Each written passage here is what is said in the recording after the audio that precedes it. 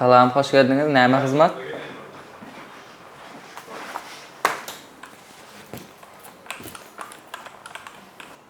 Mümkün olsa Wi-Fi'nin parolunu alıp biler mi?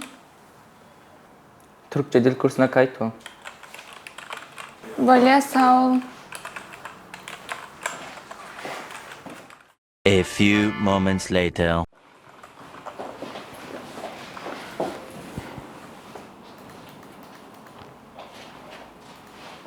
Sertifikatımı almaya gittim. Wi-Fi'nin parolunu alıp biler mi? Üniversitede kayıt ol. Böyle karış etişme seyretsen. Aramda düşünmeyen adamlarım katıkhane. 3 days later. Wi-Fi'nin parolunu verecek mi ya, yok mu? Yüksek lisansa yazın.